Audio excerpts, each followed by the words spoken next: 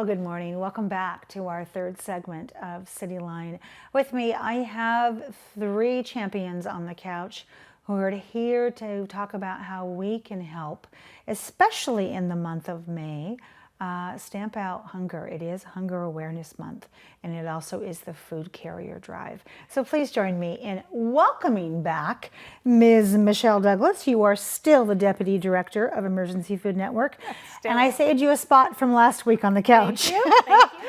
I could have you on the couch every week, and I don't think we could even come close to scratching what you do for our city. So thank you for being here. We appreciate it. This fabulous woman, I used to have her on my route, and when she went off my route, I was so sad. I was like, darn it! Teauna Young, you are a letter carrier for Branch 130 in Tacoma. What is Branch 130? That's just our union branch. Okay, all right. So it's not like a branch I can walk into and go, it's Teauna back there. I brought her a Starbucks. It's just something general. Yes. Welcome to CityLine. Good to have you here. And this man who I love, love, love, Kevin Glackin-Coley. I love saying your name. You know it's still my favorite name in Tacoma. You are the director of St. Leo Food Connection and just an all-around exceptional man. The check is in the mail, Amanda. Oh, well, no. Your mother now gives me direct deposit. Let's just get that straight. Okay. So first off, let's talk about, Michelle, what is Hunger Awareness Month? That isn't every month Hunger Awareness Month? Every month should be. It should be. Month, yes. So May is Hunger Awareness Month, and it is just really an opportunity for everyone in Pierce County to impact hunger right here in your community. So we have a plethora of events lined up. On May 5th, you can be part of the Hunger Walk at Fort Steilacoom Park. Yes. May 12th, we have the Letter Carriers Food Drive, which is what we're specifically here to talk about today. There's Give Big this month. There's just so many opportunities to impact hunger. And there's creative things, like you can go buy a Toyota Puyallup this month for food driving, and they will give a donation to EFN. Many of our local Starbucks have food drives this month. The RV show is matching all donations. So it is just this opportunity. What we realized as an agency is that 59,000 children are in free and reduced lunch in Pierce County. And so that means that they lose access to breakfast and lunch. And we're super fortunate to have partners like Food Connection with Kevin here today that are helping to fill that gap. But what we know is we just see increased need at the food banks during this time of year. And it is one of the seasons where people are not giving as much. Yeah. And so what we're saying is if you can impact hunger with us by providing something for your letter carrier's food drive, or whether you can drop off a donation, we really have the opportunity to keep our neighbors in need fed. Absolutely. And all of us can impact it. And that's the challenge is can every single person do one thing this month, whether it's putting out food for the letter carrier's food drive, or whether it's donating somewhere else, or sending in a financial donation, walking with us, whatever it is, can you help us this month? Right. Go through Starbucks drive-through and just hand over your can of hand chili, it over. right? Hand Give your can of hand peanut over butter. your peanut butter. That's right. Right. Give me your peanut butter. Nobody gets hurt. And I want to go back for a second, and I think Kevin may answer this. But Kevin, I want to find out what the Food Connections partnership is with EFN. But I also want to say, I remember when you sat in the orange chairs that I had on the Long set time ago, yeah. 10 years ago, and you talked with me about the backpack program, and it was all I could do to get through the segment. I didn't have an awareness that there were starving children in our city that relied upon a backpack of snacks that would be their dinner when they got home. And that does go away in the summertime. Right. That's what Michelle means when it's like they lose breakfast that they get at school, they lose lunch they get at school, and there's a possibility if we all don't jump in here, they're going to lose the backpack and maybe even like food in the park. So what is the connection between EFN and St. Leo's? So it's our most essential partnership is with the Emergency Food Network. We provided 1.6 million meals last year, and 50% of that food came from EFN. So they're the grocer for us. I was going to say they're the grocery store, and you are the. They're the mom warehouse, and and we go and we're the mom and pop store in the corner. Yeah. So it's essential, and not only that, not only do they provide us food, they provide partnerships and opportunities to go out together in the community and talk about hunger. So. As individual food banks, sometimes we're a little strapped, so having EFN to be able to organize Hunger Awareness Month and make people realize that November, December, January aren't the only months. Thank you. And to highlight what Michelle said, we do 1,100 backpacks a week now, sending food home with kids during the school year, and those meals will be gone. We don't have that delivery system in the summer. So. Not yet. Not yet, but no, so we do summer meals, and we'll be doing that at sites, but then to have food, healthy, nutritious food throughout the summer months when families are really struggling because they're having to provide extra meals at home, it's essential. And the other thing is that EFN can speak to the larger community in a way that an individual food bank can't, so we really rely on their voice to help get the word out into the community that hunger is a year-round reality. It is. And speaking of getting the word out, Miss Mail Carrier over there, let's talk about your involvement in the food drive and how it plays into this.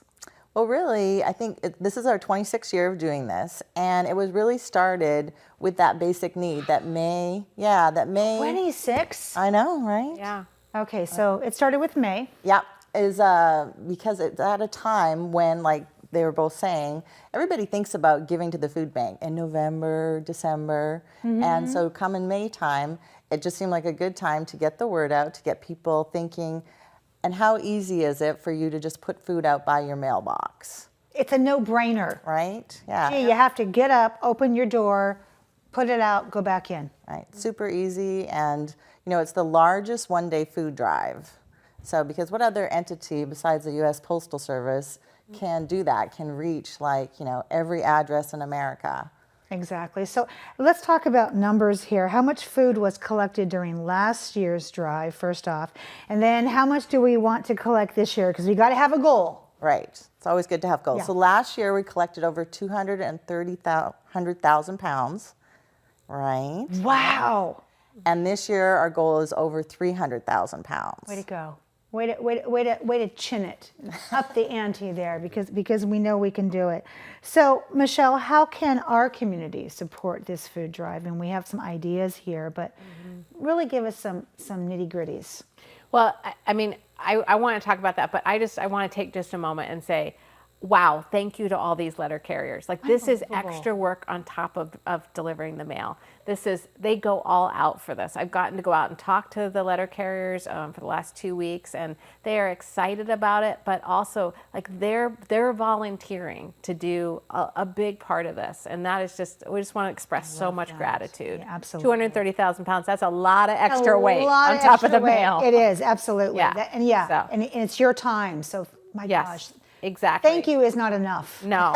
And we really want to ask people when they're giving, we appreciate all donations, obviously, but if you can think thoughtfully about what you're buying, that is such an impact to us. Help us think thoughtfully. So if you can think about proteins, right? So like canned chili or peanut butter, nutritionally dense foods that are just hard to get. If you can do low sodium vegetables and low sugar fruits, that kind of thing, that helps people that are on dietary restrictions.